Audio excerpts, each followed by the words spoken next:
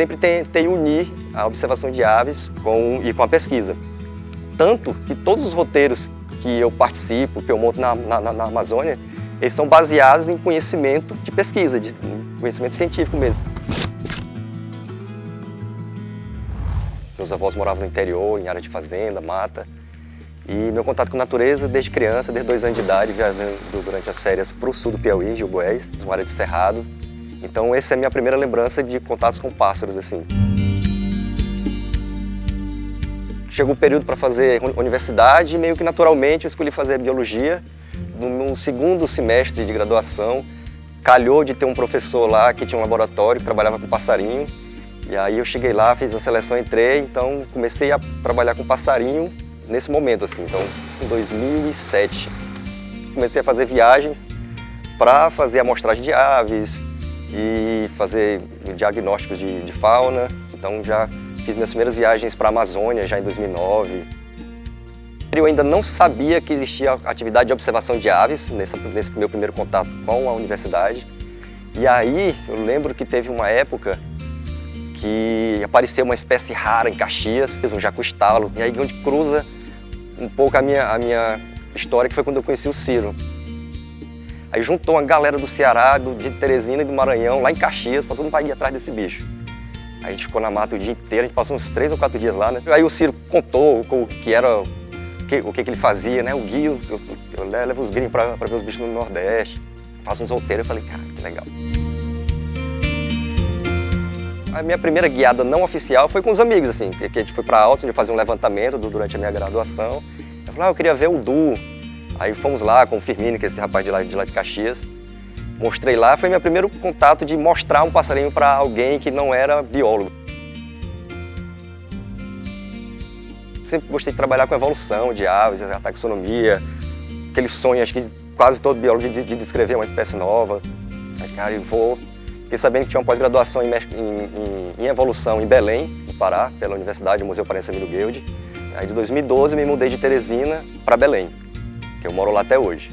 Fui fazer mestrado, eles ouviram um projeto com a evolução de uma espécie de sabiá da Amazônia, o carachué do bico preto. Aí durante 2 anos trabalhei com esse projeto lá, a gente estudou como essa espécie evoluiu. E a gente descobriu que é uma espécie só, que ocorria em vários ambientes diferentes da Amazônia, na verdade são 5. Então tem um bicho que está na várzea, um bicho que está na campina, que é aquela primeira vegetação que eu falei que parece um cerrado que tem no meio da Amazônia, que é muito diferente. Outra que está nas montanhas. Então cada uma dessas era uma subespécie diferente e a gente encontrou que elas tinham histórias evolutivas diferentes.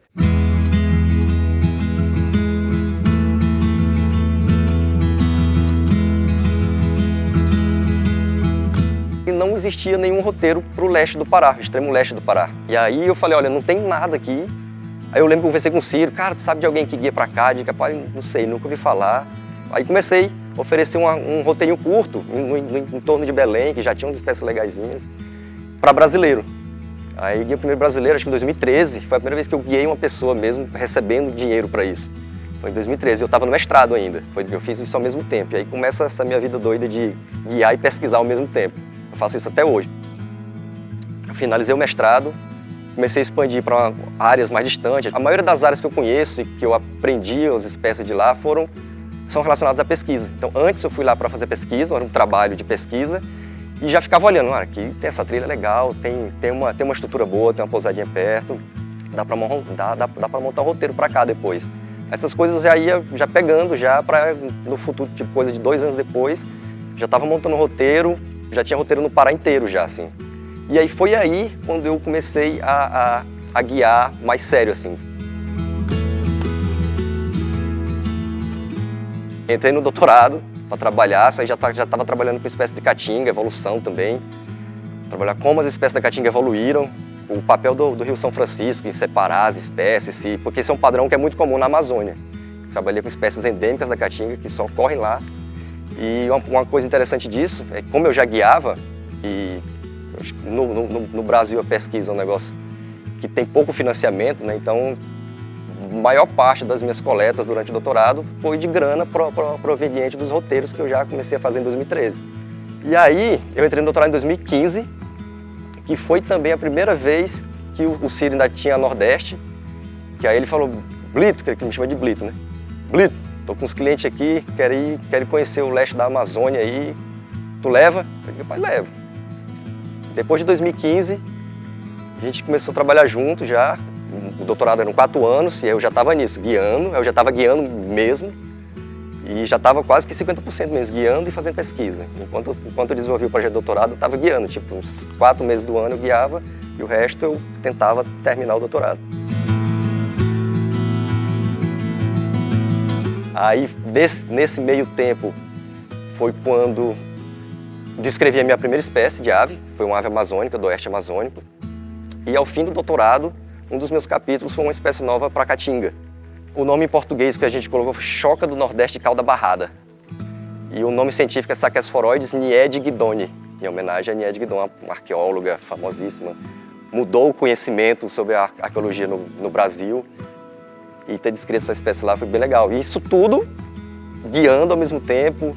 Eu sempre tentei unir a observação de aves com a pesquisa. Tanto que todos os roteiros que eu participo, que eu monto na Amazônia, eles são baseados em conhecimento de pesquisa, de conhecimento científico mesmo. Ele tem 2 microfones e a ideia é que enquanto ele está aí, ele estava gravando todos os sons aqui desse ambiente. Esse ambiente aqui é uma vegetação onde ocorre uma espécie ameaçada, né, o tiê bicudo, Conotropis mesoleuca. E a ideia é monitorar a atividade vocal dessa espécie durante o dia, durante esses dias que a gente passou aqui. Então, esse tipo de dados, ao longo do tempo, a gente consegue saber quais são os momentos do dia em que a espécie está mais ativa, né, está mais ativa vocalmente, se ela vocaliza mais no período reprodutivo ou não. Então, isso, com essa quantidade de dados acumulada ao longo dos anos, né, tipo um monitoramento de longo prazo, você consegue ver padrões anuais, inclusive.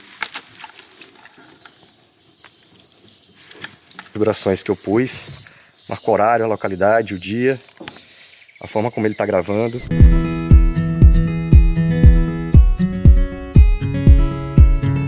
E aí que foi quando o Ciro conheceu o Caio, Tati, criou a BBE e falou, Blito, vamos fazer um negócio aqui muito doido. Eu digo, o que é? Eu vou juntar uma galera boa aqui e vamos oferecer roteiro no Brasil inteiro. Aí eu digo, cara, que coisa doida. E aí eu vou aproveitar vocês que estão aí na Amazônia, vou pegar os meninos lá do sul, do sudeste, lá no nordeste, e a ideia é cobrir o Brasil todo com a galera que mais manja. Eu digo, cara, que coisa doida. Aí eu digo, bora, pode contar comigo, tô dentro.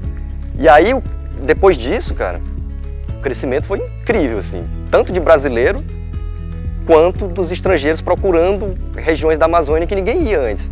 Então, várias áreas que ninguém conhecia, a BBE ajudou a dar visibilidade. Aí, no Pará, hoje a gente oferece roteiro no Pará inteiro, em todos os interflúvios, então você atravessa todos os grandes rios, Amapá, Roraima, Amazonas e no Nordeste também, né? Mas foi isso, o papel da BBE nesse quesito foi incrível, incrível, incrível, incrível.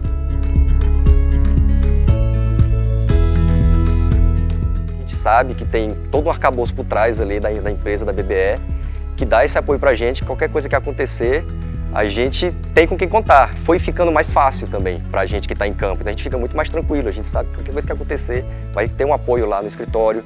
Então você vê que a organização por trás, administrativa, ajuda no crescimento da qualidade das tours também. E os clientes percebem isso, No caso do avião que foi cancelado, foi impressionante, porque eu falei, cara, eu expliquei para eles, olha, o voo tá cancelado e a gente não vai conseguir voar, e só tem voo na próxima semana. Mas espera um pouquinho, que eu vou falar com o pessoal do escritório ali, bora ver o que é que a gente faz. Meia hora a gente tava com um avião fretado. Aí eu cheguei e voltei para eles, aí a gente vai ter que voltar. Eu digo, não, pode deixar, ele vai voar daqui a 40 minutos. Eles passaram o resto da viagem inteira falando disso, na eficiência, e isso eles veem muito claro e sempre elogiam. Eles sempre elogiam esse preparo, esse apoio que dá para o guia. E é uma coisa que é muito clara, se o guia está tranquilo, os clientes ficam tranquilos. E esse apoio da BBE é o que manda isso para a gente.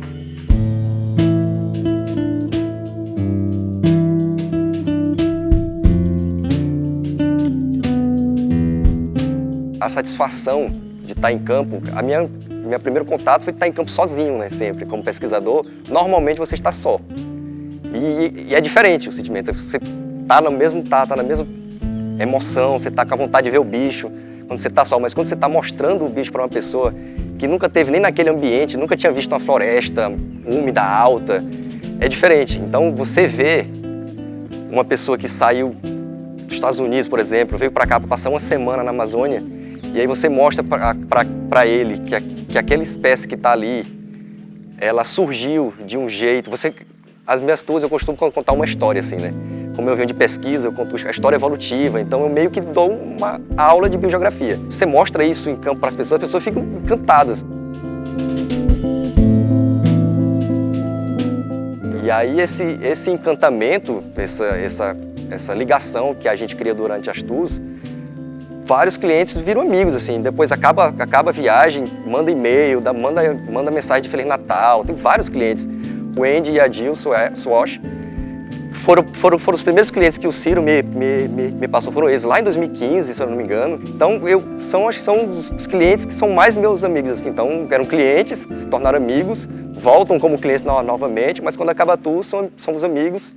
Esse ano a gente vai para Budfed, vai passarear com eles, vai ficar na casa deles, a convite deles. Então, cria um laço muito forte, tudo por causa de como as tours são executadas, bem feitas, pensadas para o cliente.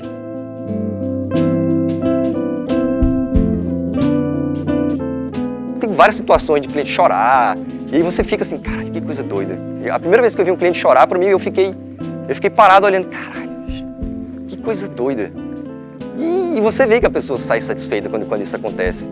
E é muito interessante essa questão de não é só mostrar o bicho, é encantar as pessoas mesmo, é incrível, é incrível.